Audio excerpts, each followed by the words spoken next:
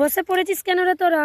আর বলিস না রে, কি হাঁপিয়ে গেছি। মেয়েগুলো এত ছোটাছুটি করছে মাঠে, ওদের পেছনে দৌড়ে দৌড়ে হাঁপিয়ে গেছি। তো বন্ধুরা দেখো, এই এতগুলো বেতে শাক তোলা হয়েছে। আমাদের একটা কিন্তু ভুল হয়েছে, কি এই দেখো, গোড়াগুলোকে আমাদের কেটে কেটে তোলা উচিত ছিল। তাই আমি এইখানে এখন আলের মধ্যে বসে বসে গোড়াগুলোকে এই যে বাছছি। এইভাবে কিন্তু বাছতে হবে শাকটা, তারপর ধুয়ে পরিষ্কার করে ভাজতে হবে। আর একটা জিনিস আমি তোমাদের বন্ধুরা দেখাই, এই দেখো এই দিকের যে আলু জমিগুলো, কি আলু গাছগুলো সুন্দর সুন্দর হয়েছে। এর মধ্যে আবার ফুলের ছোটো ছোটো কুঁড়িও ধরেছে।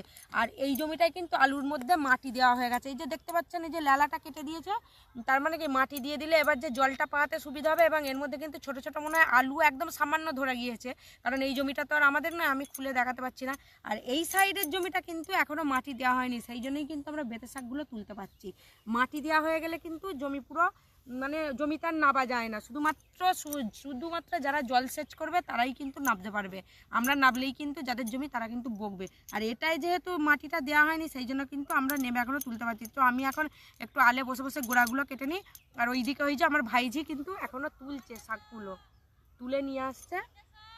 আর ওইখানে ওই যে দিদি হাঁক পাচ্ছে, যাচ্ছি যাচ্ছি দাঁড়া। ও ওইখানে আমাদেরকে ডাকছে যে ওইখানে নাকি অনেক শাক হয়েছে। তো এই দেখুন, এইগুলোকে আমি এই যে গোড়াগুলোকে এইভাবে সব কেটে ফেলি।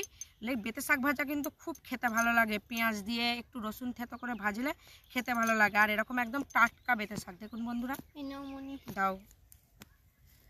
তো চলুন, এবার ও আমার দিদি তো ওইখানে ডাকছে, এবার আমরা উঠি। আমার পুরো একদম মানে কি বলবো, ক্লান্ত হয়ে গেছি, অনেকটা দৌড়ে দৌড়ে এসেছি। তো চলুন, টাটা সবাইকে।